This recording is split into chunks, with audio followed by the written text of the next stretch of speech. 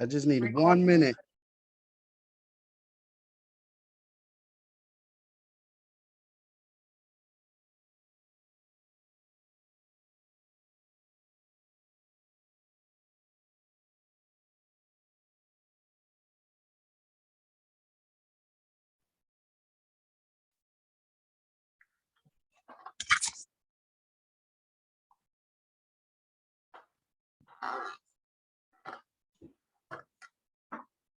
Good evening, everyone. This is Angel Mesquine. I'm the District Manager for Community Board 11 and the Staff Liaison for the Land Use Landmarks and Planning Committee.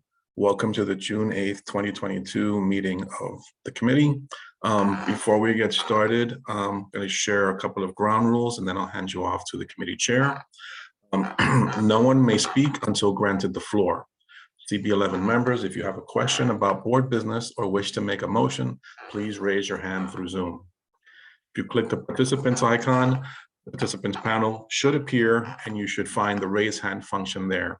If you still have technical difficulty, you may click the chat icon and relay your difficulty to the staff. The chat function should not be used for CB11 business or questions about agenda topics. All such remarks should be made on the record by raising your hand through Zoom. Chat should only be used to alert us of any technical difficulties you are having or to share in writing information like an email address that was already stated aloud on the record during the meeting. Please keep your questions and comments succinct and germane to the discussion. Members of the public, if you have a question or comment about the subjects on the agenda, please raise your hand through Zoom and wait to be recognized. With that, we'll hand you over to Jason Villanueva, Chair of the committee. Thank you, Angel. Apologies, I got kicked out of my other meeting location. All right, so before we start the roll call, we'll do the adoption of the minutes. The minutes from our last meeting were distributed, honestly, within the last 10 minutes. If there's no objection, we will adopt the minutes from that meeting. Committee members, if you object to adopting the minutes, you may raise your hand through Zoom. To your right. Okie dokie. Seeing no objections, the minutes from the last meeting are adopted. They will soon be available on the CB11 website. Just to give a brief overview, it was just pretty much informational updates as to the discussion on the development from ECF, as well as the development on the African burial ground. We'll talk about the 421A during the old business portion of the meeting, just to recap that and see if there's any positions or ideas that we want to take moving forward. So, announcements. Jason, let me do the roll call first before you jump to announcements. Thank you. Sure. Committee members, when I call your name, please answer present. Jessica Elliott. Present. James Horton. Beverly Pabon. Present. Robert Perez. Thanks, Beverly. Robert Perez. Present. Vinny Torres. Jason Villanueva. Present. And Candy Vasquez.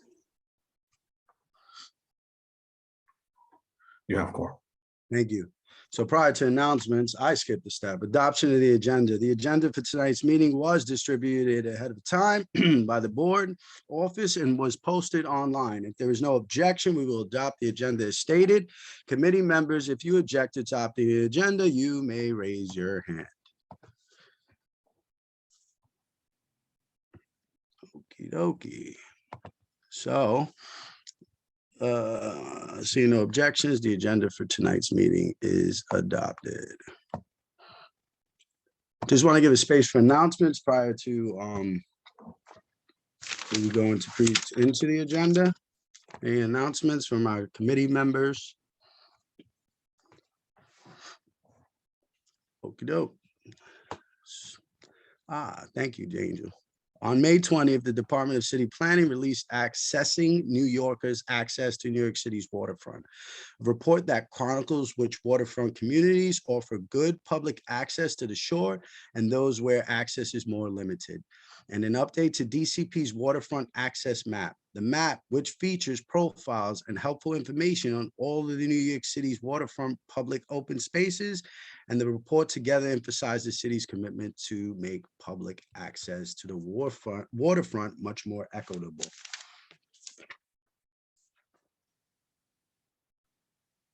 Okie dokie.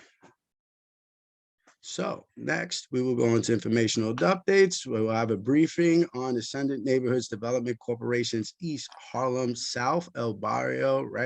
I'm going to butcher that. Reconnaissance. Reconnaissance. Oh, see, I never spelt that word. You know what it means? Level survey. Chris Cirillo from Ascendant is on, and he's going to share a brief presentation. So I'm going to stop sharing. Chris. Hi, thanks. Chris, you have the floor. Thank you. Just give me 1 second.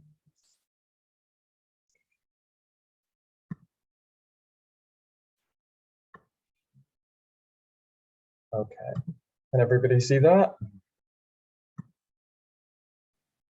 Yeah, I can see it. Can you? Oh, Okay. there you go. I was just going to ask you to do that. Thank you. Yeah, I always have to remember the steps, so I like, anyway. My name is Chris Cirillo. I'm the Executive Director at Ascendant Neighborhood Development Corporation. For anyone who doesn't know us, we're a nonprofit community development corporation based in East Harlem on 116th Street.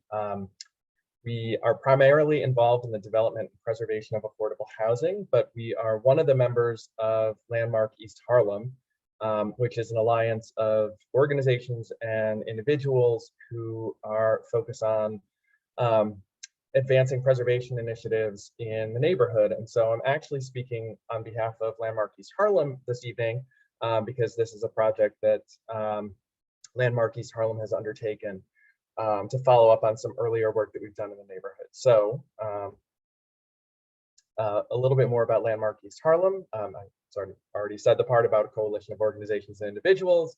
And the focus is really to bring attention to and advocate for additional designation of additional individual landmarks, and also to do surveys and work toward creating nominations to list individual properties and historic districts on the state and national registers of historic places. So we have been around as a coalition since about 2015, and have worked on a number of items in the neighborhood. A little bit of quick dip into terminology. So, there are kind of two paths that we can take to recognize and acknowledge the significance of historic places in communities in the United States. At the state and national level, they can be listed on the state and national registers of historic places. And that's a process that's overseen by the State Historic Preservation Office in conjunction with the National Park Service. And there are a series of steps that one has to go through to do that. Usually starting with a survey. Then the State Historic Preservation Office determines if what has been surveyed is eligible. If they determine that it is eligible for listing, then there's a follow-up process to complete a nomination package. When that package is complete, it goes to the State Review Board, or the State Board for Historic Preservation, for review and approval, and then ultimately onto the National Park Service. Listing on the state and national registers is a recognition of the historic significance or architectural significance or cultural significance of a property or a district. And it allows property owners who are eligible within the district to access historic tax credits if they want to do rehabilitation work on their properties.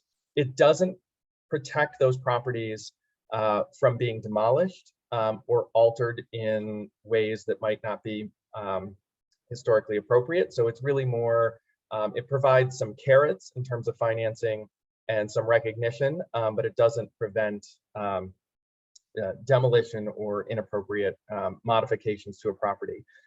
Those types of protections come if something is designated at the city level, and that would be done by the Landmarks Preservation Commission through a process that starts with a request for eligibility, and then ultimately a process of the Landmarks Preservation Commission calendaring that property or district, and then ultimately approving it through a designation process, which then goes to the Department of City Planning and the City Council ultimately.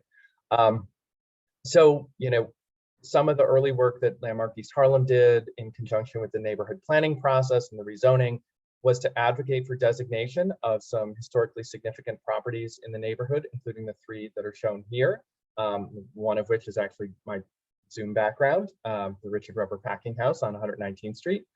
But a lot of our work over the last several years has focused on getting surveying and working toward getting historic districts listed on the state and national registers of historic places. And this has been pretty intentional on our part because it, as I noted earlier, it makes properties, if they're historically significant, eligible for historic tax credits. So property owners have that as a tool when they want to do work to rehabilitate their properties. But it doesn't come with a lot of the restrictions and a lot of the often added costs that come with designation. We've worked on a number of areas in the neighborhood, done a number of surveys. We've secured over the last several years 3 grants from the Preservation League of New York State through the Preserve New York program to do some of our survey work. And I'm going to talk tonight about our most recent grant that we secured last year in 2021, which was for a survey focused on the southern half of the neighborhood. And we currently have a grant application in this year's round, the 2022 round, to do additional survey work in the northern part of the neighborhood. And to put this in a little bit of context, I'll recognize East Harlem. The first project we worked on was getting the East Harlem Historic District listed, and that is the area that's shown in the map on green. It's centered around East 116th Street from Park Avenue all the way to the river, and it has sort of jagged northern and southern boundaries, goes all the way to 112th Street at one point on the south, and all the way to 120th Street on the north, and to take in certain parts of the neighborhood. So that was listed on the state and national registers back in 2019. And then we followed up on that by doing a survey of an area that, you know, has sort of a generic name, but it's called the East and Central Harlem Historic District, Proposed Historic District. So that started with a survey looking at the area north of 125th Street up to 132nd, and from Park Avenue actually over to Malcolm X Boulevard in Central Harlem. So the State Historic Preservation Office asked us to go that extra block into Central Harlem because there's a lot of consistent building stock in that area, and they felt that a historic district that sort of spanned the 2 neighborhoods in that area would make sense. So we did a survey there with grant funding. The area that you see in purple was determined as eligible for listing as on the state and national register as a historic district. And we're currently working on doing research for a nomination to actually move forward with listing it. So that would be, when it moves forward, the 2nd listed historic district in East Harlem. And so our grant that we got last year was to do a survey, a really comprehensive reconnaissance level survey, which is sort of the initial step in this surveying process. So it looks very comprehensively, but kind of very broadly at an area. And so we focused on the southern part of the neighborhood, looking at everything from 96th Street, the southern boundary of Community Board 11, up to approximately 115th Street, and from 5th Avenue all the way over to the river. So that's the area that you see sort of shaded in kind of a reddish pink color. And then the grant application that we have pending for our next survey is the area that's highlighted in yellow up at the northern part of the neighborhood, which kind of takes in everything north of 115th Street minus the 2 areas that are already either listed as a historic district or determined eligible as a historic district. And so we just recently completed this reconnaissance level survey. So when you do surveying for this work, the first level is reconnaissance level. Once you do a reconnaissance level survey and identify sort of the history of the neighborhood and some of the sort of significant buildings and blocks and areas, then you would follow up with what's called an intensive level survey. And so this report lays out recommendations, which I'll walk through really quickly tonight, for what some of those next steps might be. So this report, we hired the consultant using the grant funds to do all of this research. And the report was just completed and accepted by the State Historic Preservation Office. And I sent the link for this report to Angel, so he has that and can distribute to all of you if he hasn't already. You can take a look at it. It's a long report, and it really focuses on the area outlined here. This is a sort of closer up view, also includes building footprints to give you a sense. You can sort of pick out, it's a very diverse part of the neighborhood in terms of its buildings and its history, blocks of older tenements and flats and brownstones mixed in with super block campuses of mid-century, mid-20th century apartment buildings, public housing, other subsidized housing, and a lot of religious structures, schools, and other institutional buildings sprinkled around. So this is the overview of the survey area. One of the key recommendations that has come out of this survey is a potential footprint for a historic district that could be listed on the state and national registers. So this is one of the recommendations that requires further follow-up and further survey. So we would need to secure additional funding, do more intensive work and more intensive research to follow this up, to actually work with the State Historic Preservation Office to determine if these are exactly the right boundaries.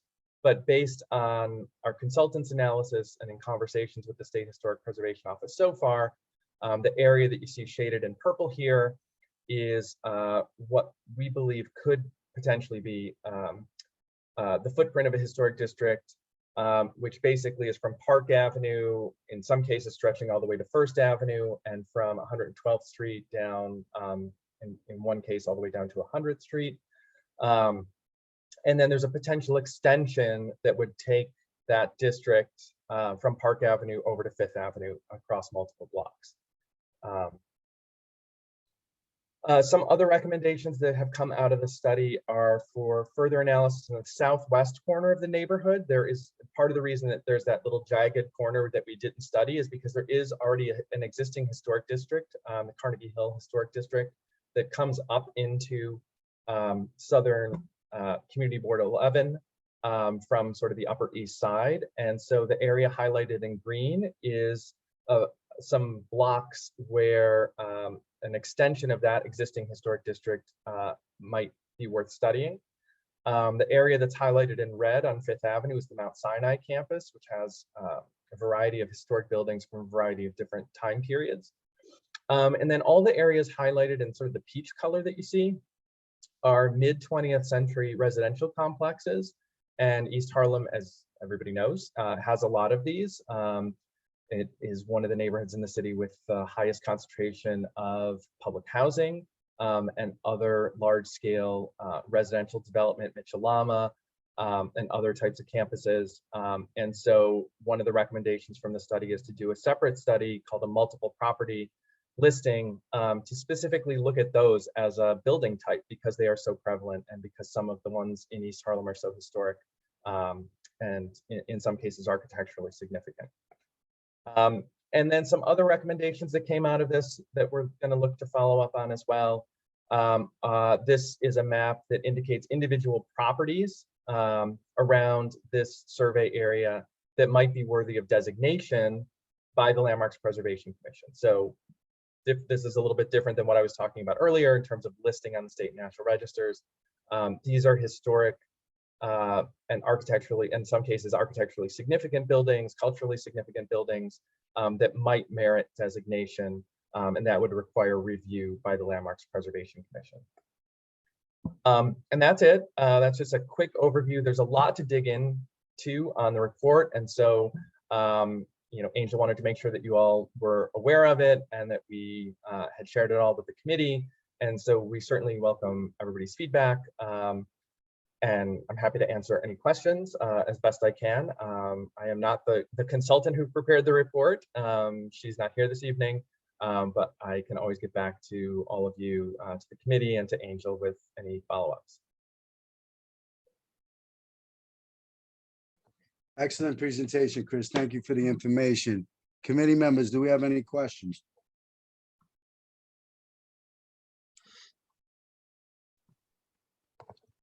Public. Okay, prior to close, as far as your meetings are concerned, can you ensure, I just became chair of land use, ensure that the land use chair is emailed to an invite to attend these meetings, and I'm unsure whether myself or a member of the committee can join, so that way we're affirmed of what you're doing. I have a slew of questions. I do not want to take up a lot of your time, and most importantly, my members. But just about engagement, right? Coordination, right? We're Yep. the board, we represent the district, and just want to make sure the constituents are having their opportunity to be a part of this practice. So Yep, I appreciate your presentation, Chris. Thank you. Have a great day. All right, thanks. Stop sharing. Take back over. Are you the chair of that committee? No, we're just a member of Landmark East Harlem. So the Landmark East Harlem is not its own separate organization yet. So it's not its own separate nonprofit.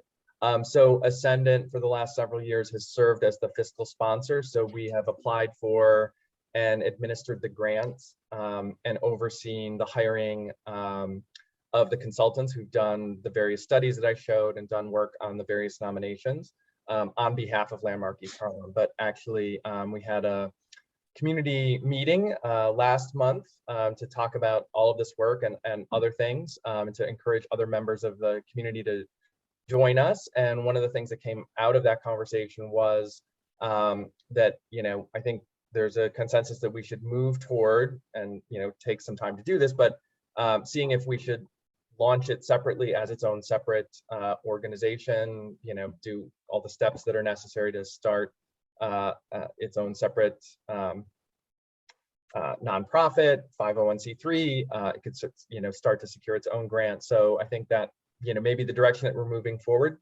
towards, but no final decisions yet. But just happy to be here and share what we've been working on with all. Thank you so much, Chris. I personally will definitely be looking at that survey. I haven't had an opportunity yet, and I do agree Angel definitely shared it. And I applaud your group as well as the other organizations that are working with you on ensuring that, the efforts of our ancestors are still here. So I appreciate that. And one other thing I'll just add, I mean, it's very much an iterative process. So just because, the initial report is done doesn't mean that, it can't be added to. The preservation process is a process that, is ongoing. New things become eligible because of their age all the time, because of new research, even properties that were previously designated or listed, more can be learned about them, more, that is relevant and important and significant about them can be added. So we absolutely welcome any feedback, corrections for anything that, we and the consultant might have gotten wrong, anything that we might have missed, anything that's significant that isn't highlighted. All of that feedback only goes to make the end product better. So, and obviously this is just the very first step in a process to identify things. And then there's a whole conversation that we'd love to have with the committee and other members of the community, elected officials, about how to prioritize all this, because it's a lot of information about a lot of very important places in the neighborhood, and what's right to protect, what's right to list and honor that way, what's right to seek designation for, which comes with a lot of other different obligations, is all a process that should very much be part of the conversation here at the full community board and in other public forums. So Absolutely. And I'll make sure to attest the same to our board when I give our report on your presentation. I know I gave you to dismiss, but if you could wait, I'd see that we have our chair. Mr. Santiago is on, and I would love to give him the floor to engage with you if that's still okay, Sure, Chris. of course, happy to.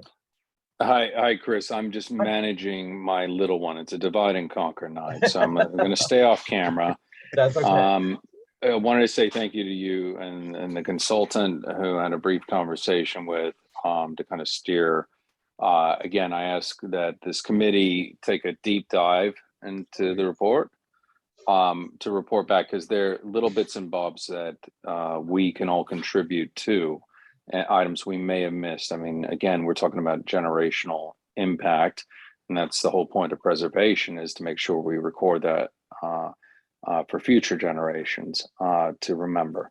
So I wanted to say, to ask you a question, Chris, what would be the best way to follow up with you if, say, one of our members is like, well, I remember 50 years ago or 30 years ago, this place was here, it's still here, it's just not activated.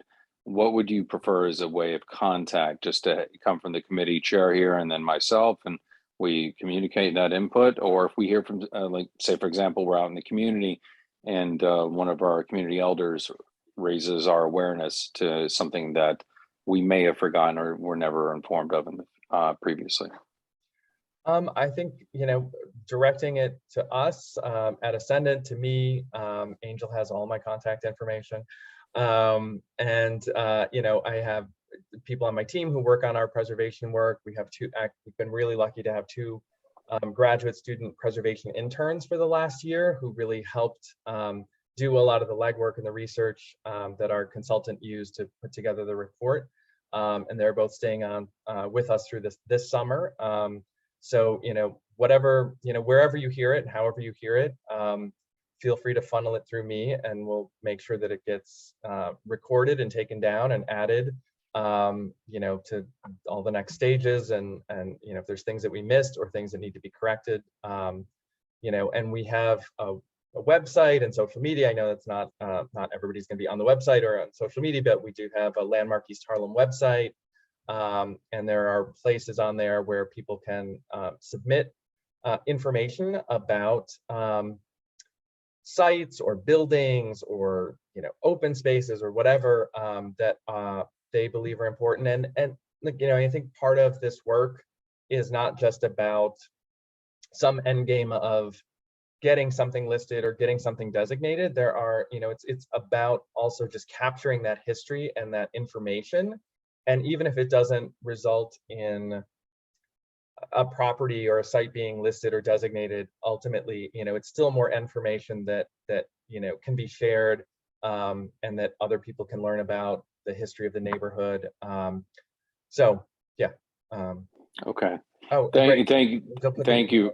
So yeah, wonderful. Thank you, Angel, for dropping that. And I just think I would love to see in the future of our neighborhood much of the preservation that was done. And this is me speaking personally, that if you've gone to the UK and gone to London, you'll see many of the placards of historical registries. And I think as we roll into the 116th Street Festival and the Puerto Rican Day Parade this weekend, it's very serendipitous to have you here presenting before us. So thank you for all the effort. And committee, take a deep dive. There's a lot of information there. I'll leave it with you, Jason. Thank you very much for the time to speak. Not a problem. Thank you, Chair. Yeah, Chris. I just have one more thing. So that absolutely. Assuming we get the grant to do a similar survey in the northern part of the neighborhood, if there are things, since we're we haven't even started that survey yet, if there are sites north of 115th Street that people want to raise or highlight, please do, even if there's sites in the existing historic district that is already listed on 116th Street, in any of that area that I highlighted in yellow. And Angel has these slides, and I saw that he's already posted them on the CB11 website, so they're available, so you can see the map, see the areas where we've already done work and where we're hoping to do work, the area in yellow in the northern part of the neighborhood. So, anything, anywhere in CB11, just raise it and we will follow up on it and try to find out more information.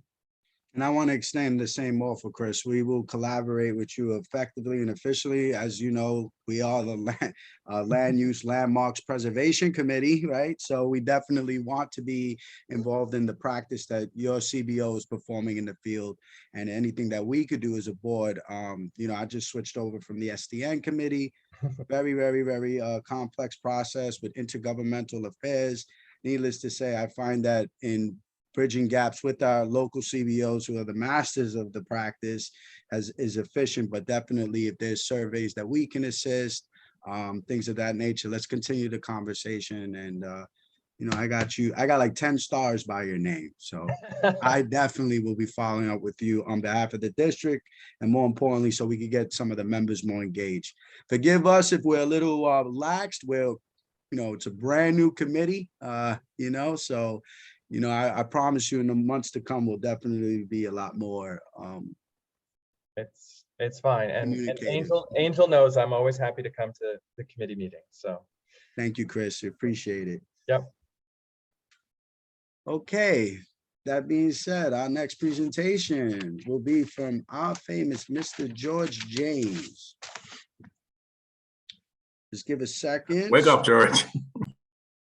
I'm sorry, it's because I didn't have to think. George has a brief update on the mayor's recent announcement, housing and zoning plans. Yeah, thank you for that. Sorry, I was didn't have the agenda in front of me. Okay, so yes, I don't know how many of you were paying attention, but the mayor had a speech a week ago where he called essentially defined the city as the city of yes. And during that speech, he announced some pretty big things for land use that you all should be aware about. So he announced that there are 3 zoning text amendments that are coming. Zoning for economic opportunity, zoning for housing opportunity, and zoning for zero carbon. Now, in the past, the land use committee has gotten these zoning text amendments, and sometimes they're like very, very long. And some of you on this committee may remember zoning for quality and affordability, which was 500 pages of zoning text amendments, and it was complicated. And there have been some others that are more recent. So those are coming our way. What little we know is that zoning for economic opportunity will allow more flexibility in uses, and so that uses that it seems like heavier commercial and small scale manufacturing will be allowed in more places, and also making it easier to repurpose spaces, commercial spaces, without triggering parking requirements, for instance.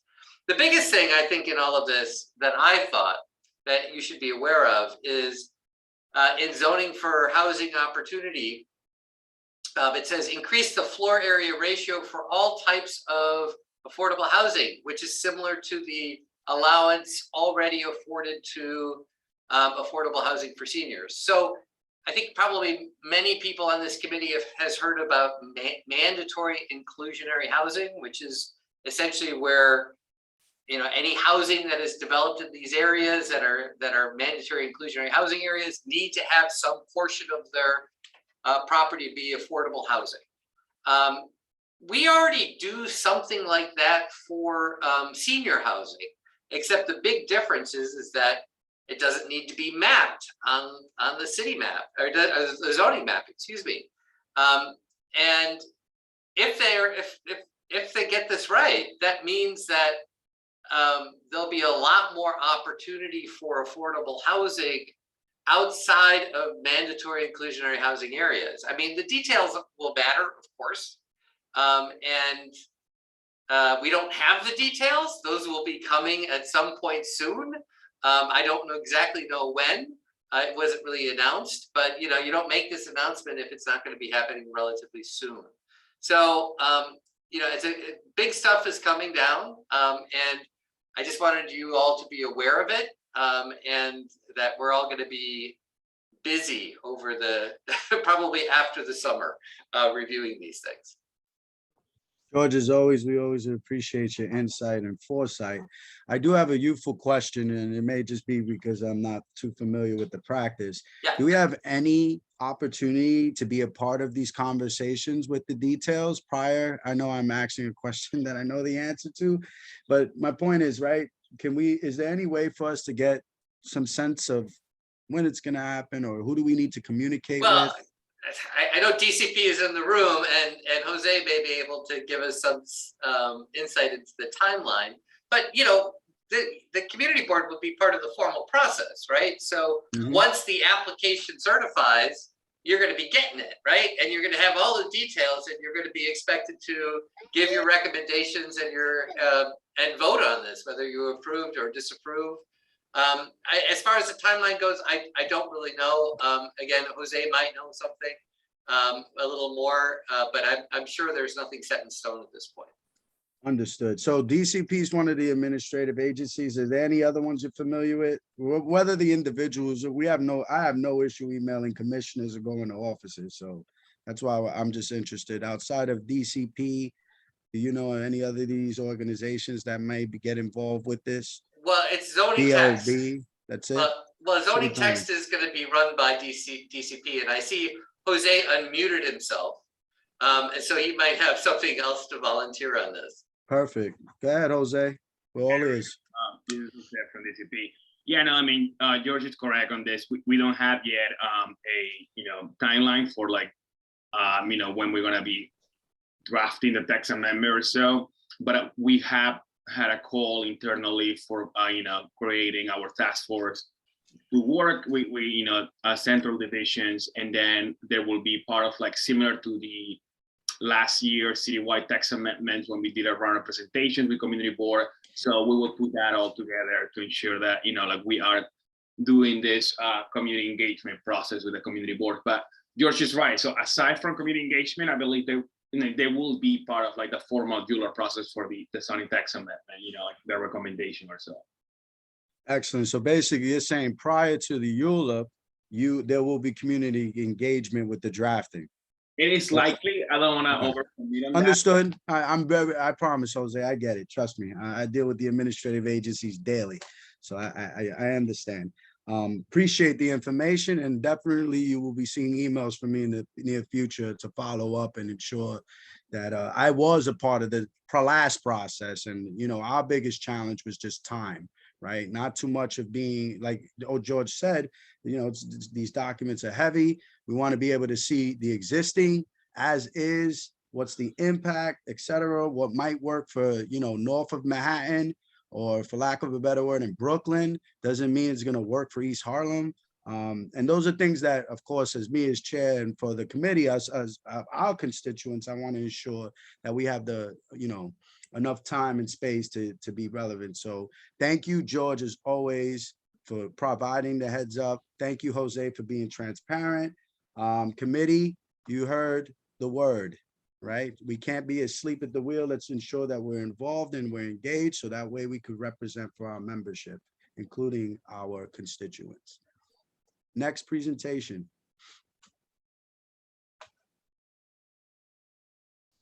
So 50 East 130th Street barrier-free access project. The applicant is seeking a letter of support for a proposed entrance door upgrade with new ramp for barrier-free access as part of a renovation of a Capital Preparatory Harlem Charter School building located at 50 East 130th Street. This project is subject to approval by the Landmarks and Preservation Commission. Sorry. Mr. Tang, are you on? Yes, hi, Chair Villanueva, how are you? Blessed. May I share my screen? I have a few slides to share with the committee. It's been turned over. You can share. Okay.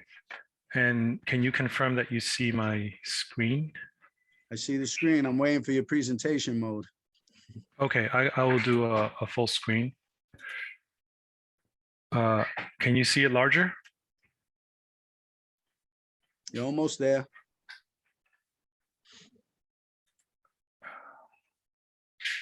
Are you using PowerPoint? I'm just using a PDF document. Let me just Okay, see. if you want to scroll in a little more, I know the presentation was sent to the committee. I definitely got a chance to look at it. Let me just check with the committee. Apologies, the world of Zoom makes makes our lives so much more complex, right? Mhm. Members of the committee, can you see the presentation? I mean, generally, it's good. If you're having challenges, you could shrink Edwin's photo. If if you even want to go further, you hit the view button, get rid of Edwin, and just look at his presentation. I promise you, it'll make it a little bit bigger on your screen. Those on phones, with all due respect, I feel sorry for you anyway, trying to be on this meeting on a phone. So, I don't see any hands. All good. Perfect. good? Go Okay. ahead, Edwin. Thank you. Great. Thank you, Much guys. appreciated. So I'm going to show you a few slides. Basically, this was the Church of All Saints. There are 3 buildings. There's a big church building, a school building, and a rectory building. They were all built by the same architect as Mr. Renwick, who designed the St. Patrick's Cathedral down on Fifth Avenue. So these buildings, just kind of show you where they are. It's on the intersection of 130th Street and Madison Avenue. It's a double corner. And here's a closer shot of the streets. It was designated as a landmark in 2006, an individual landmark. So it's subject to the state and national register as well. William Renwick was the architect for all buildings. So this next photo is the school building. So it was built in 1902. It's been in this form for all these years. It's pretty well kept.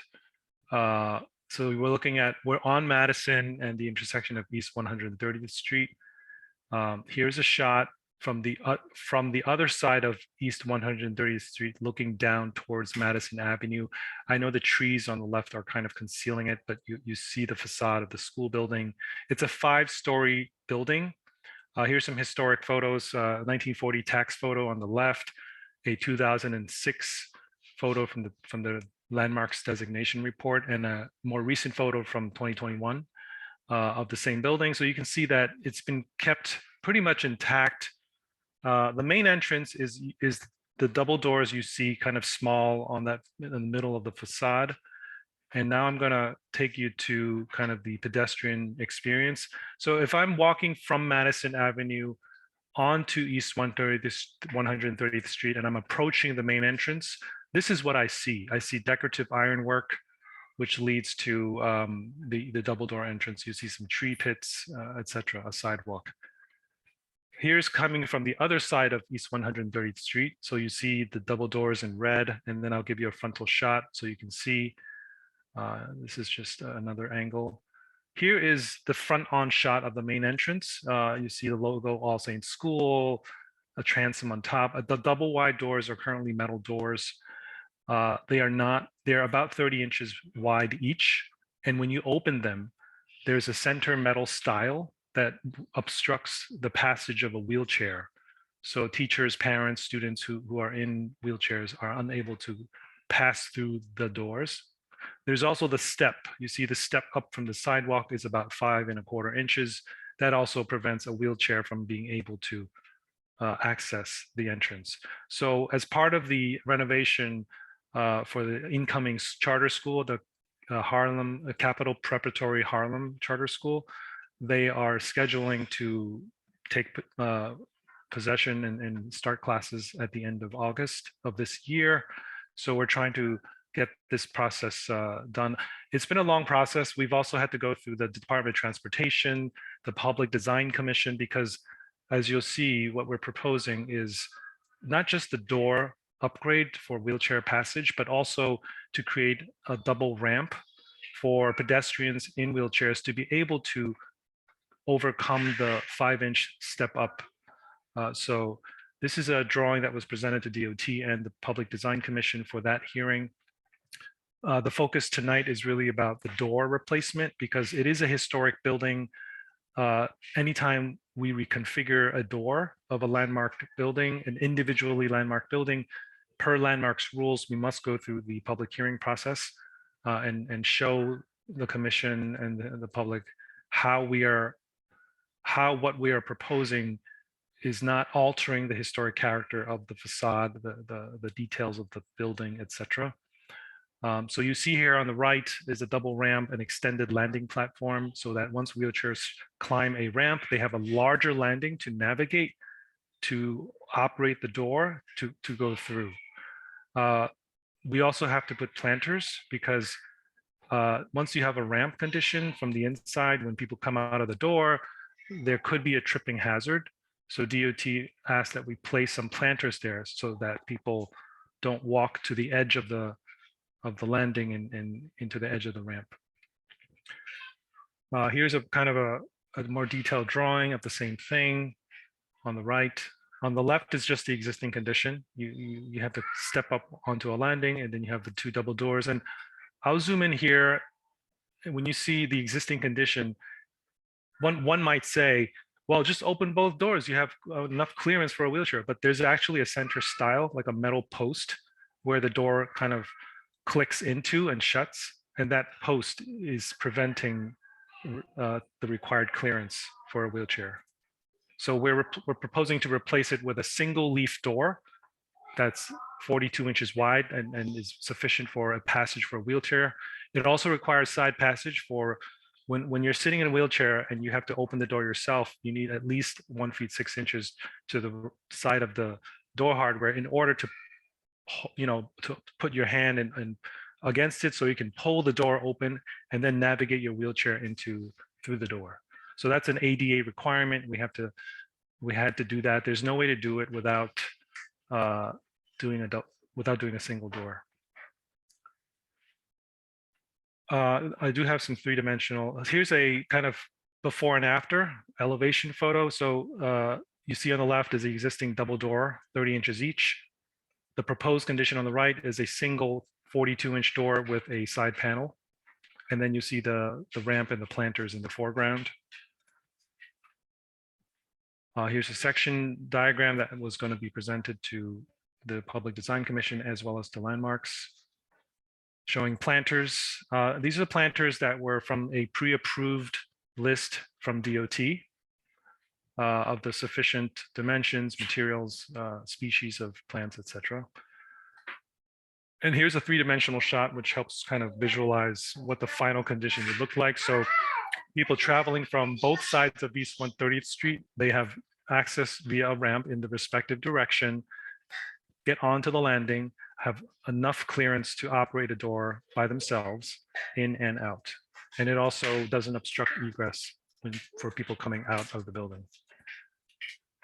Here's a kind of a different angle. And that's my last slide. So I will open up for any questions, any comments.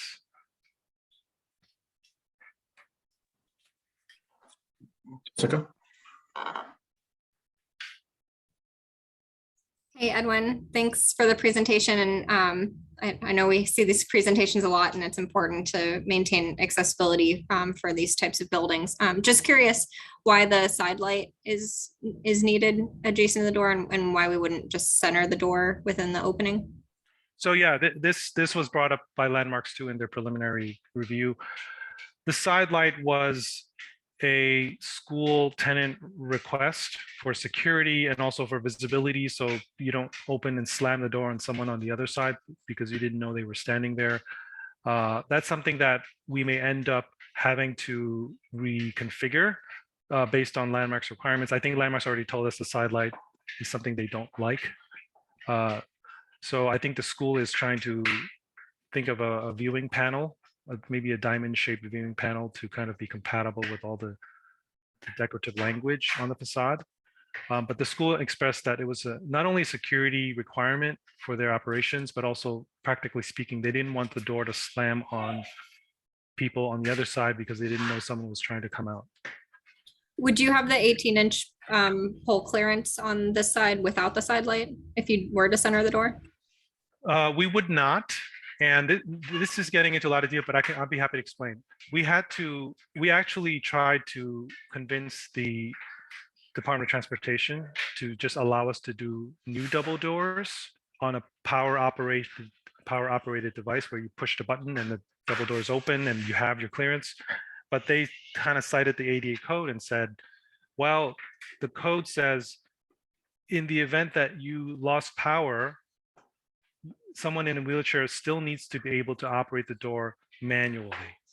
And without the power device, without power, we couldn't comply with that. So that was the kind of reason they rejected our proposal for a double door. Thank you so much. And great job dealing with all of the constraints. I know. Yeah, this is where multiple agencies are all focused on, just this one entrance. And there was a time where they couldn't agree with each other because MOPD wanted it a different ramp configuration, but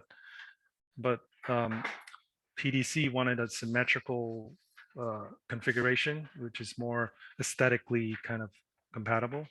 So they had to fight amongst themselves for a while. We started this process back in November, so it's taken its course, and we're getting ready for landmarks at this point. Excellent. Thank you, Edwin. Thank you, Jessica. Any other questions? I'm sorry, I had to step out for the minute. I see another hand, or maybe the same hand. Forgive me, I'm not the best with this. Beverly Pabon has her hand up. Beverly. Yes, thank you, Chair, and thank you, Angel. Thank you for the presentation. My question is regarding the ramp itself. When I was speaking about the planters, I thought the planters would be on the ramps themselves so they wouldn't fall over. Will there be some type of gate to stop people from coming straight over this ramp on either side? How would you, stop people from falling from over that? Sure. So we were actually following the ADA guidelines, and the ADA guidelines in their code says for ramps that are climbing an elevation of 6 inches or less, a railing or guardrail is not required. So DOT was in agreement with that, but the Public Design Commission was in agreement with that. And this is in the direction of travel. So you see everything as you approach from either direction, inside the building or coming from the building onto the sidewalk. So they were in agreement. So there would be no railing needed. Okay, my next question is, do you still have on the sidewalk enough pedestrian walk space between the ramp itself and the end of the sidewalk? Yeah, so this is a great question. DOT actually made us, clarify, because DOT's requirement is to make sure there's 5 feet clearance at all times in all directions when you're a pedestrian, and you don't want to go to the school, you don't want to get on the ramp. So we did demonstrate that we have 5 feet minimum. We actually have like 5 feet 2 inches to the corner of the tree pit, which technically to DOT is still an obstruction. Even though you're stepping down 2 inches into dirt, to them it's a impediment to someone in a wheelchair who wants to just pass by on the sidewalk. So we do comply with DOT requirements. We have at least 5 feet clearance along the sidewalk. We have more than that. We have like 10 feet to the curb from this direction, but really, you really count the narrowest point, which is between the corner of the tree pit to the corner of the ramp. We had 5 feet 2 inches, which is more than the 5 feet minimum. Okay, thank you. Thank you, Edwin. Thank you, Beverly. Seeing there are no other questions, I know the ask is for a letter of support. And as you heard from Mr. Tang, and again, I'm very familiar with all the government agencies and building anything adjoining to a building. That being said, it's a very in-depth and thorough process. So I'm confident in the administrative agencies that reviewed this, as well as the registered architect that provided the design to be compliant as per the directives of the agency. So that being said, do I have any motions?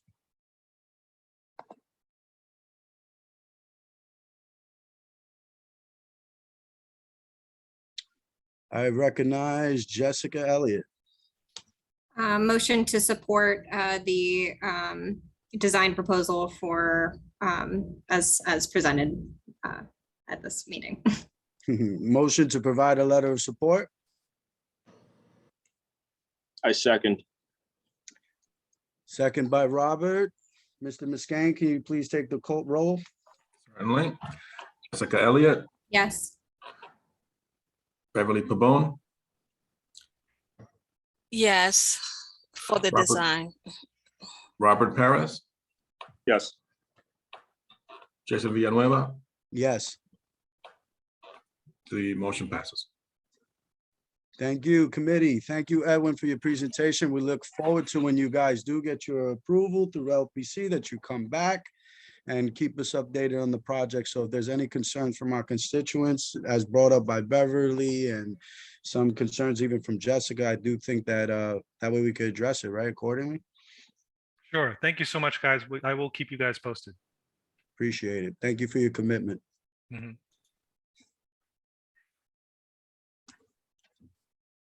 I was close, 7:31. Question. Yes, Beverly. I know I spoke about this project several months ago when I seen that sign. I just wondering if they did the owners or the directors of the school ever come to the community board to talk about their school? Because last time that I spoke about it, you know, they've never had any presentations, and I want to know, had that changed? I can speak to that, Jason. We'll Please be do. Yeah, sure. We'll be inviting the school administrators to the next Youth and Education Committee meeting. Okay, thank you, Angel. Sure. Of course. And if we can't make that one, then we'll try to squeeze them into executive. Okay, thank We'll you. we'll let you know.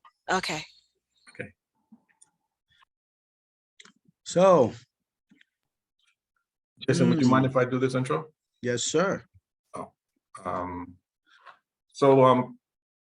What you'll be hearing about is just an informational presentation on a residential project that is currently under construction at 116th Street and Park Avenue. The reason that they can speak for themselves, but the reason that I wanted to just jump in at the start is that I wanted to remind folks that this is a location that was impacted by the gas explosion a number of years ago. There had been at this particular site, there had been this deli that was, quite successful and, very much used by the community. It was relatively new, but it was, just destroyed by the gas explosion. And that site, in addition to the two mid-block lots that were, leveled as part of that explosion, have been vacant for, all these years.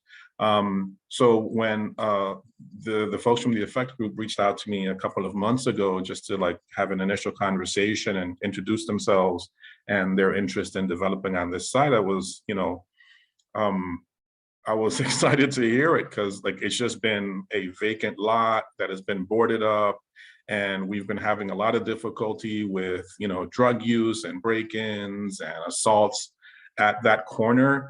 And to have an improvement at that location, I think is just is welcome and a benefit to the community. I just wanted to remind folks of the site that that we're talking about, that they'll be improving. Thanks, Jason. No, outstanding reminder on the historical data. So it's just as important as the present. That being said, we're getting an informational presentation regarding mandatory inclusionary housing development project at 1640 Park Avenue on 116th Street. This project will be a 10-story residential building on block 1622, lot 33. The developer has filled an inclusionary housing application with the Department of Housing Preservation and Development, and will enter into a regulatory agreement that will provide for 6 of the apartments to be set aside for households earning no more than 80% of the AMI. The inclusionary units will consist of 2 studios, 2 one-bedrooms, and 2 two-bedrooms. Our presenter, I believe, is Bernard McNamee, Affect Group. Forgive me if I didn't profess that correctly, but I will now turn it over to you, Mr. Bernard. Hey, folks, welcome. My name is Bernard McNamee. My partner, Cathal Egan, is beside me here on the left. So first of all, I would like to thank you for inviting us on to talk here this evening. We look forward to very much being good members of the community in East Harlem, and look forward to tidying up the site at the corner of 116th and Park Avenue. So we'll give you just a little bit of an overview on us as to who we are. Obviously, you've given an overview, Jason. Thank you for that.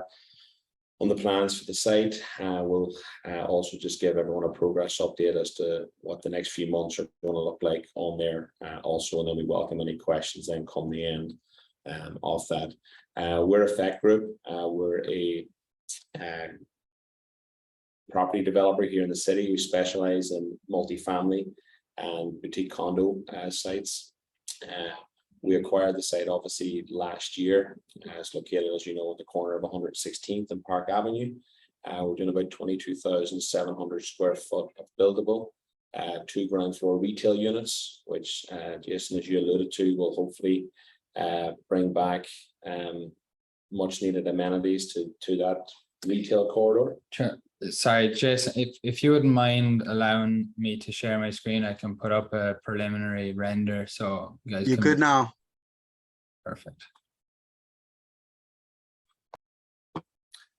Yeah, so you can see here, this is obviously looking northwest here. So you can see we'll have 2 ground floor retail units. The residential entrance will be on the 116th Street side. And then above, we have 9 stories and with a rooftop area for 24 residential units above. We have achieved all of our approvals from DOB. We're still pending the new build permit and the HBD approval process, but we have secured our foundation, structural SOE, and our fence permit. We commenced mobilization on site last week. We're expecting a sort of 18 to 20 month construction program. So we've commenced our SOE pile driving this week, and we aim to be finished and completed our foundation by the end of August, and then starting to go vertical early September, aim to top out the structure towards the end of October, and starting to close the building in then by the end of January, start of February, and then moving then to all of the internal trades and hopefully getting the sidewalk back in play in Q3, Q4 of 2023. Anything you want to add there, Ken? Yeah, I guess on the inclusionary side, we have 6 units, 2 studios, 2 1-bedrooms, and 2 2-bedrooms. They'll be offered in a lottery to the local community district as a priority. The average rents will probably be between 800 for a studio, I think up to 1,400 for a 2-bedroom, and that'll be a housing lottery program. Probably that will start towards next year, and the rest of the units are market rate. And then I guess going back to winding the clock back, we did understand that there was a deli in this corner and it was quite popular. As part of our design, we're including a kitchen exhaust and a kitchen hood. So we're hoping to put back in either some form of food or beverage or a deli, really to activate that corner again and have it as a place where people can walk by without having to worry about the people on on the street there. And part of that, and it's something we've been discussing with Diana, the local councilwoman, we feel the catalyst problem there has been the Link NYC portals. It's been used, for these individuals to charge their phones, use it for Wi-Fi, etc. So we're trying to piggyback with that office to request that it's removed from that area, because we feel that it's going to continue to be an issue once we reopen the site again. Right now it's boarded up and it will be for the next 18 months, but I feel it's just been an area that people have been loitering around, and it'll continue to be a problem in the future if we can't get some local interest to get these removed. And I don't think it's an isolated problem. I think it's a problem throughout parts of East Harlem. So wanted to bring that up as a point as well. And I'm not sure if those discussions have been had in this forum previously, but would like to start the conversation. Thank you, gentlemen. Appreciate your insight and more importantly, your input. Yeah, the conversations have been loud and proud as it relates to some of the challenges we're suffering from in our district. Again, some of these individuals, as you know, are also our constituents. So our concern is also to provide them the services they need as well, while we provide the quality of life that our other constituents deserve. That said, any members from the committee that would like to ask any questions as it relates to the development?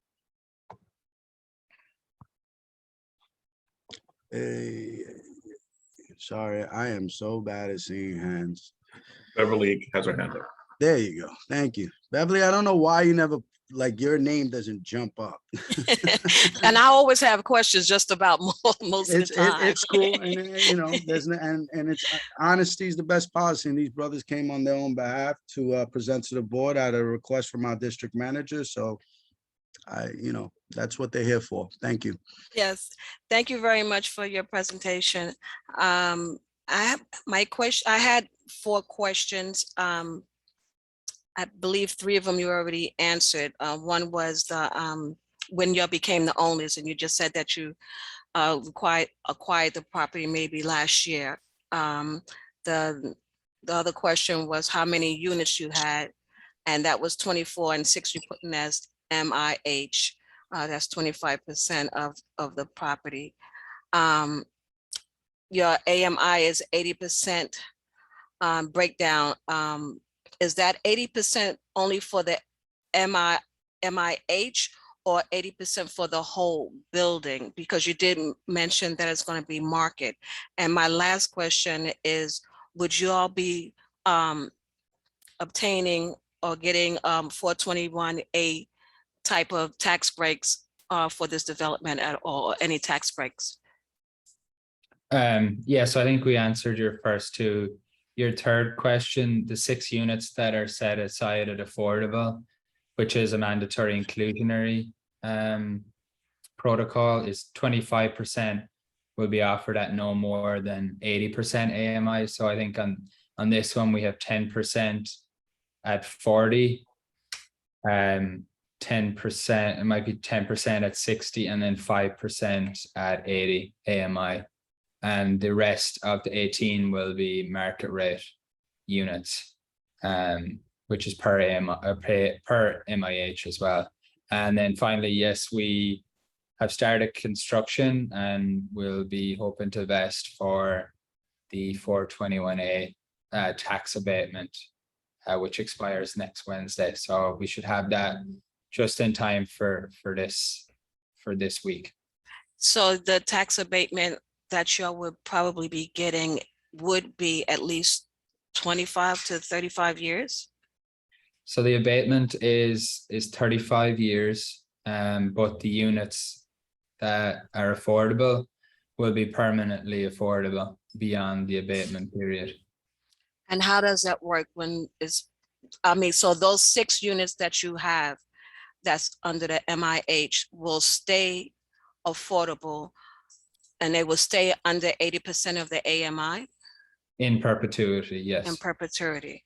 And would it be the same makeup as the 10%, 10%, 5% as 40, AMI 60 and 80%, or would y'all be looking to change that? No, by the agreement that we sign, we cannot change that. Okay, thank you. Unless the rules change, then we'll have to adapt to the rules, but as of right now, we abide by the regulatory agreement, which maintains 25% affordable in perpetuity. Reason why I asked, because I know regarding the AMIs always go up every year, and not necessarily, by HUD standards, not necessarily does it, that income reflects the community that we have here. So I'm always concerned now that because the HUD goes up every year, and this community doesn't even reach the 80% for most of the time, or sometimes not even the 40% of the AMI for new housing. That's why I'm asking the questions about the 421 and everything else.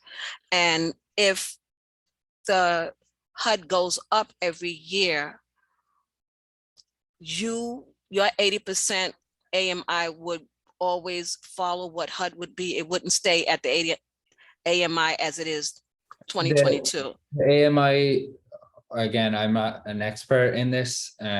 George, I see you nodding your head. You're probably more qualified to answer this, but as I see it, if the rent guideline board increases the rents based off of inflation or whatever, it'll still maintain the 80% area median income, and we will be able to raise it based off of those increases, but we cannot increase it beyond that for the affordable units. Okay, thank you. Sure. And before I call on George, Beverly, we also understand we have communications with HPD. So any of these conversations, as it gets, they're still in the development / construction stage. As they said, they're working their agreement with HPD. So, the board has all rights to reach out to that public administrative agency and inquire some of the questions you have, because they're really good questions. Thank you, Beverly. You're welcome. They're very, very good questions. Mr. James. Great, thank you. So my question is, this is a relatively small building, and I'm pretty sure, if I remember the zoning right, you had the option to pay into a fund instead of providing the affordable units in the building. Did you consider doing that? And if you did, why did you choose to put affordable housing units in the building rather than paying into the fund? Yeah, look, we could have done multiple things here. We could have done less than 12,500 and not have to have done the MIH. Yep. We could have paid into the fund, but quite honest, it's not feasible on any size of a project unless it's a condo project, I would say. And look, the highest and best use here is to do a fully residential building. We were fortunate enough to pick up the property at a good land basis that it made sense to allow us to build affordable, and that with the 421A makes sense. And look, we're happy to be able to provide affordable housing to the community as well. Yeah, absolutely. I was just pleased to see that. I mean, that the payment to the fund is so high that it's a disincentive for people to do it. And I thought that was true. It's good to hear it from somebody who actually experienced it. Thank you. Yeah. And definitely something for us to follow up on, James. I need to understand that a little bit better. Not for you, gentlemen. Thank you. You guys are doing great. Yeah, Mr. Miskane.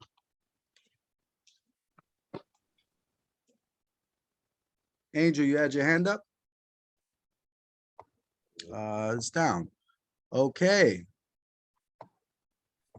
You're on mute. Okay, so I'll embarrass myself on the mic. I forgot my question, but I'll think of another one. Don't get old, people. You mentioned the kind of work that you do and the kind of development that you do. Do you have other properties in the district? Are you, not to give away your like position or anything, but are you looking at other properties in the district and doing similar kinds of projects? Yeah, I guess I don't want to get too political, but this is our first development project. We're in contract for a few others, not in this area. Our focus is condos and rentals. As you guys know, on the rental side, which obviously is the most benefit to this community, 421A is expiring next week. I'll be quite honest, without a tax abatement, this building would not be getting built, and others like it will continue to not get built. And Mayor Adams' new proposals for zoning text amendments are all great, but they will not be utilized unless a tax abatement is is put in place. So we're hopeful something gets approved that makes it viable for these kind of projects to get built. I'm a big fan of East Harlem. I think it's got a ton of opportunity. And I think based off of the way affordable housing is getting written into the zoning, that the community will benefit from keeping permanent affordable housing within this district. Thank you.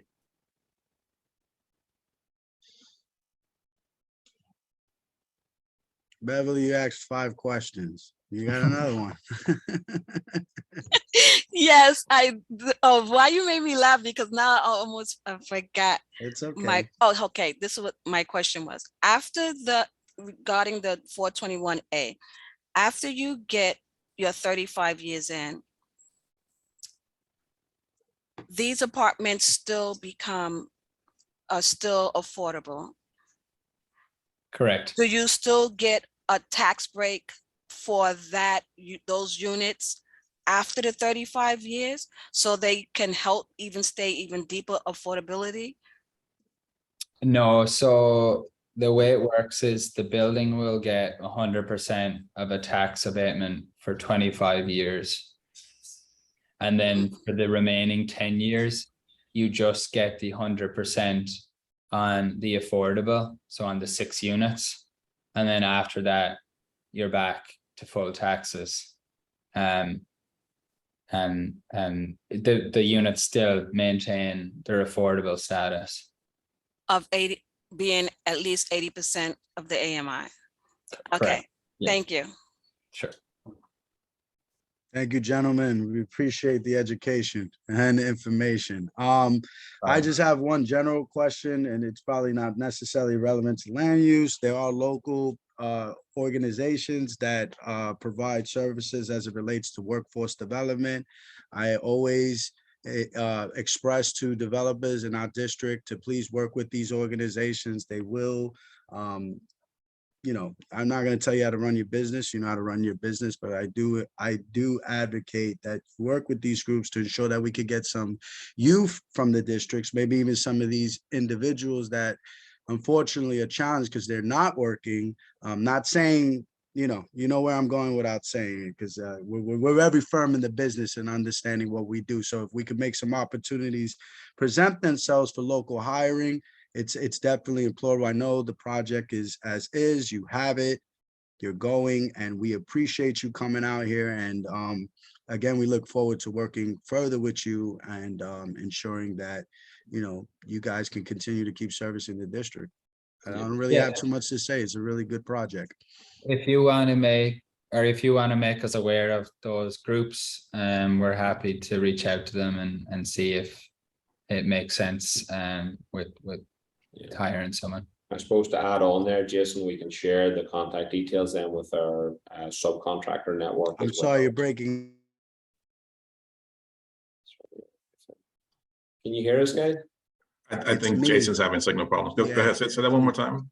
Yeah, sorry, Jason, I was just saying, once you share the names of those groups, or if you want to make warm introductions, we can certainly pass those along to our subcontractor network also. And if they need additional labor, which I'm sure they will, they'll be more than happy to engage if they can make it work. So.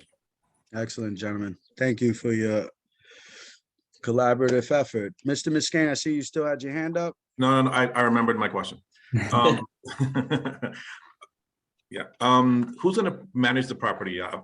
Who's managing the? After you finish completion, you do that yourselves? You're going to hire someone? Do you have someone in line? Yeah, our plan will be to manage it ourselves. Angel, we self-perform the construction ourselves, so we have our own sort of labor force that can handle all of the maintenance and so forth. So that would be the intention.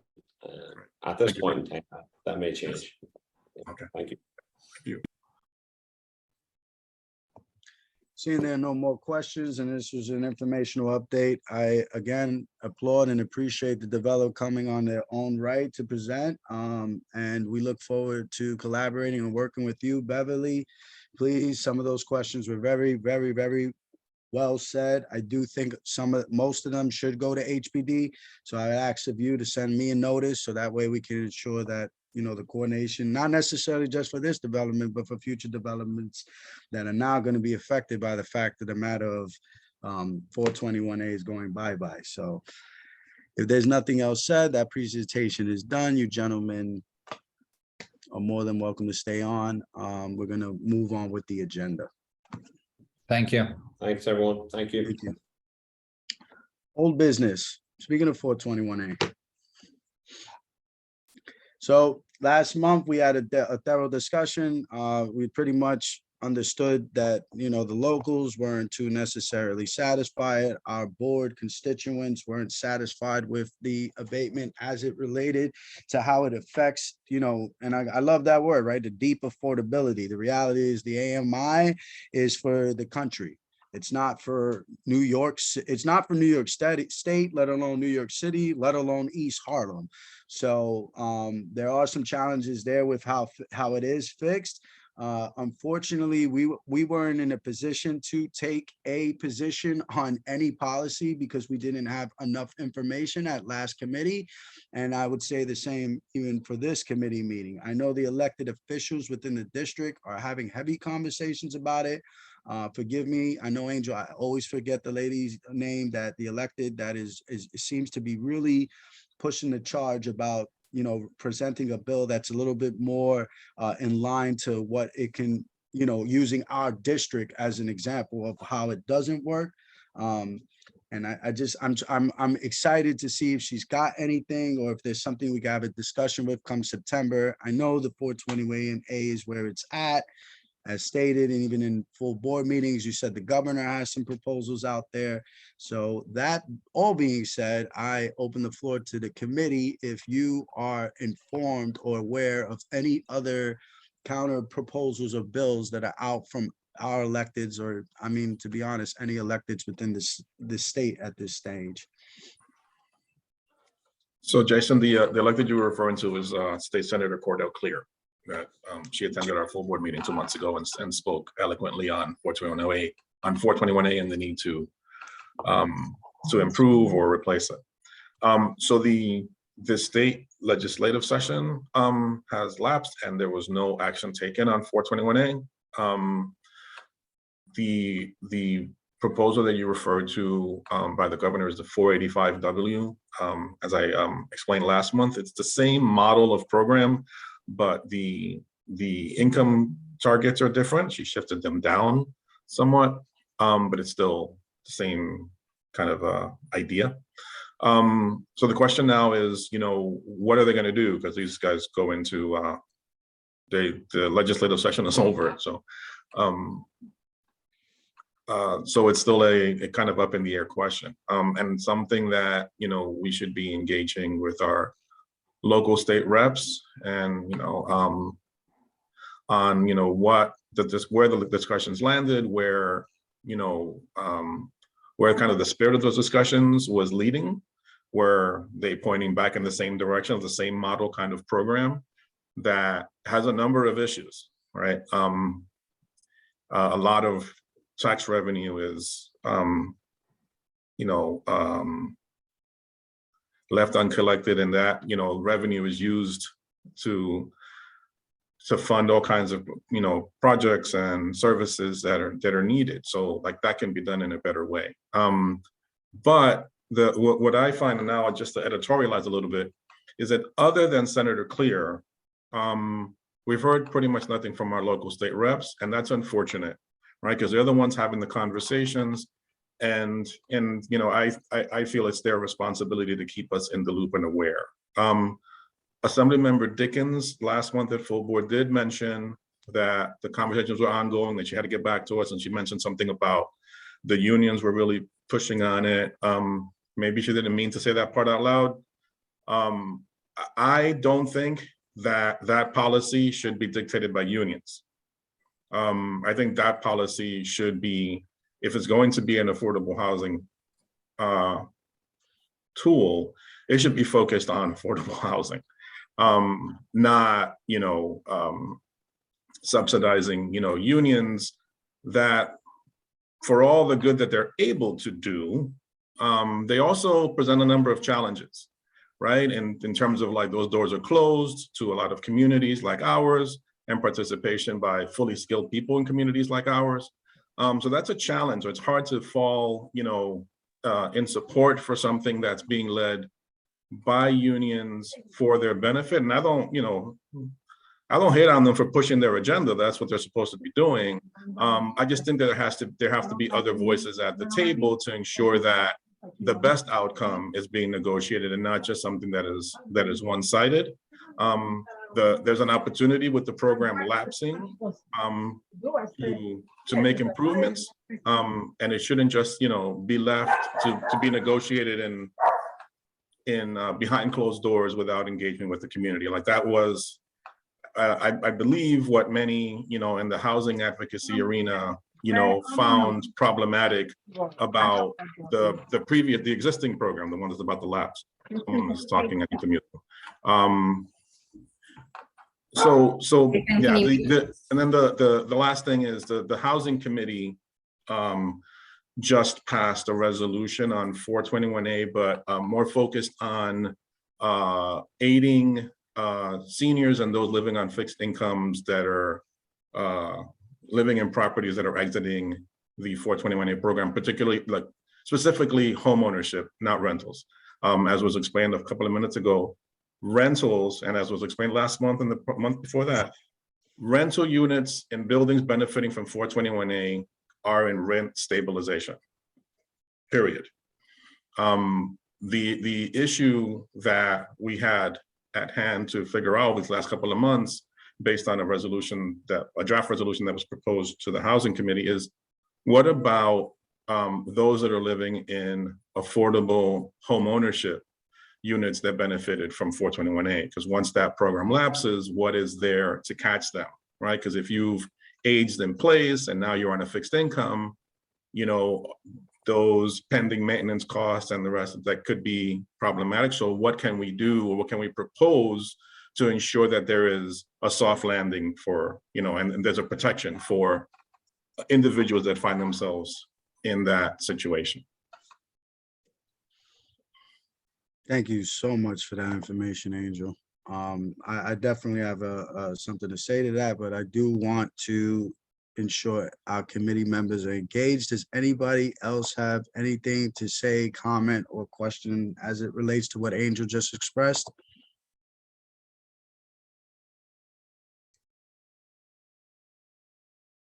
Okay, seeing there are no hands, and I do like to take initiatives, I will say this. Again. Yeah, Beverly's excellent. Yes, Ms. Pabon. See why you just check to see if my hand is up. It's okay. Okay. What Angel was speaking of, we were talking about the homeowners, and just like the question I asked regarding the MIH for the project that we just discussed, if it would be great if homeowners were able to be grandfathered in even after the 35 years. I don't know if there's something that can be done like that now, especially like you said, most of these people are being aged in place and on fixed incomes. So that was one of my thinking ideas. I don't know what the new Hochul's 421 tax abatement thing is like. I haven't really looked at it, but it would be great that if they got these tax breaks for low, for affordability, that somehow it just stays at that, even after they're 35 years, especially if the people who brought it is under a specific AMI.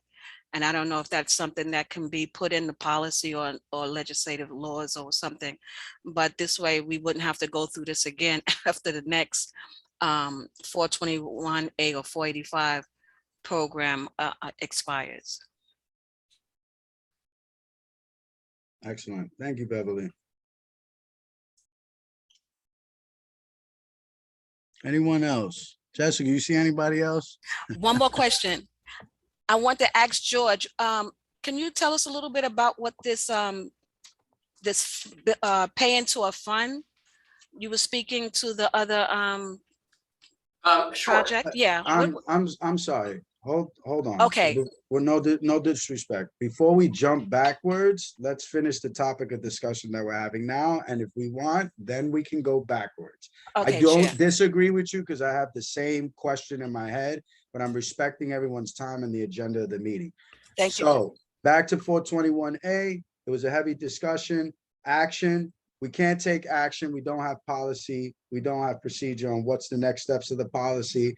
My loud thought, and again, it's not my way, it's the committee's way, is to engage the elected officials. Just because session is done for the summer doesn't mean that the community board goes on vacation for 2 months, right? And what that could look at a mirage of things, right? The executive committee is meeting this month. We can have a discussion to issue a letter to all of our elected, not a resolution, because you can't resolve something if you don't have a solution for the problem. But we want to have inquiry. We want to be engaged. We want to ensure that this topic of discussion is still being had, and most importantly, are for lack of a better word, being exposed to what local electeds that we have aren't supporting our constituents, and our constituents should be informed of that. That being said, I know CBOs like Community Voices Heard and other organizations that have been coming at housing are extremely concerned. I would request that we start looking for, you just heard from a developer what not having 421A is going to do. And it's good in my perspective for risk assessment to understand what the impact is of what we're going to lose in order to adjust and figure out what we need to create. And it's very disheartening to hear that we have state officials that we have elected, that you have elected, that aren't concerned about this issue that could put a lot of people not even out of the home, out of the city. They won't be able to afford any cribs or, I'm sorry, housing, let alone to own a condo or to be so blessed at that stage. So our concern, as we know, is housing, the preservation of housing, which is rentals. So we need to have that mindset when it comes to our district, outside of course, personal interests and what you think should be the best for the world and your feelings. It's great emotional stuff, but the statistics and the data that's proven for our district is we have to maintain the stock we have, as well as when George did his presentation for us a few months ago, to eliminate some of the housing that we continue to lose. Ms. Arama. Hello, Chair Villanueva. Hi. I can hear you. I know I muted you before. I can hear you now. No, that's okay. I've been muting myself, but it's important that we understand that 421A was not the boon for affordable housing that we think it was. We really need to understand what 421A is and how it actually impacted the new building of affordable housing, and was it as effective as it was? And if this committee is going to consider pushing solutions, then we really, the whole community board in general, just needs to understand the ins and outs of 421A and if it actually benefited the way it was intended to do when the legislation was drawn up. Just like it's really important that we understand AMIs and we understand the reasons why AMIs were invented, as well as how they're used within our communities, and just understanding what affordable housing in perpetuity means, so that when we discuss things with developers, it's important that we understand and can speak their language.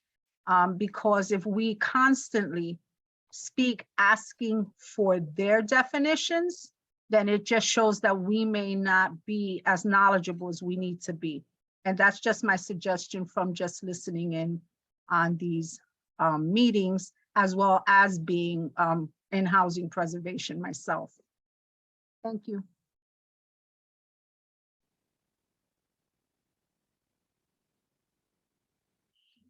Any other solutions to be presented?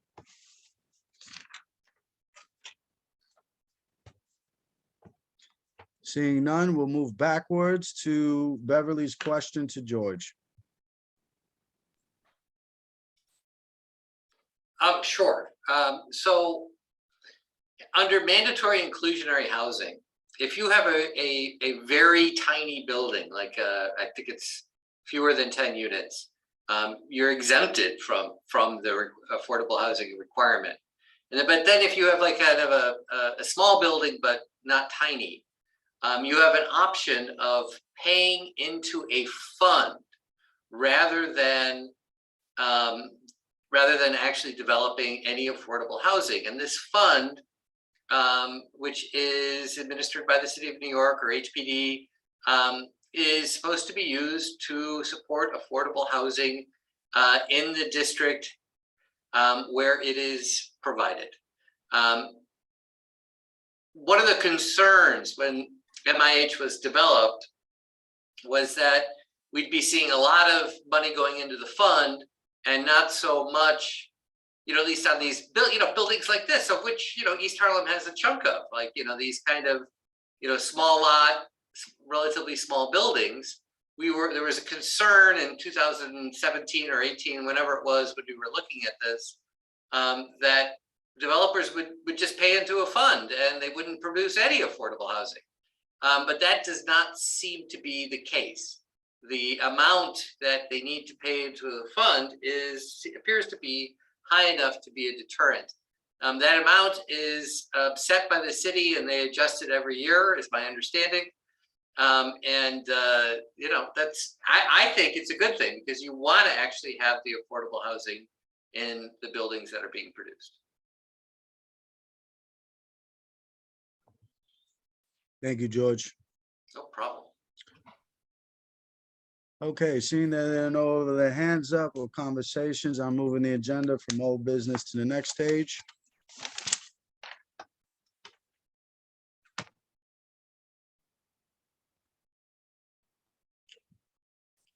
Which, I don't know why, but I lost my slideshow. So at this stage, I would believe that we're in adjournment. So we'll do one last roll call.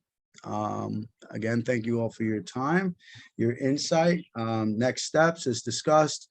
We provided a letter of support. There were 2 projects that gave us updates that we definitely need to follow up with. There's concern with the 421A that I, in turn with John Green, who's also at this committee, was blessed to be with us. That's the chair of housing. You heard of resolutions being released there, but I am going to deal with the concern of the Development Act and ensure that executive is aware of the concern, aware of our concerns, and more importantly, to ensure that the elected officials that are making deals or having discussions with other organizations or agencies or unions are ensuring that they do what's best fed for our constituents, right? And that goes as far as the person that, that has no income, right? Is what I concern myself with. And we need to ensure that those voices are being as heard as much as all of those that are a part of the economic system and the various income ranges. So that's my 2-piece. I will now ask Angel to roll call, and after that, we're adjourned. Okay, committee members, when I call your name, please answer present. Jessica Elliott. Present. Beverly Pabon. Present. Robert Perez. Present. Jason Villanueva. Present. You have quorum. Thank you. You all have a great evening. And again, thank you for your time. Much appreciated. Good night, everyone. Shalom. Thank you. Good night. You all. Jason, Yes, ma'am. it's Tamika. Can you give me a call?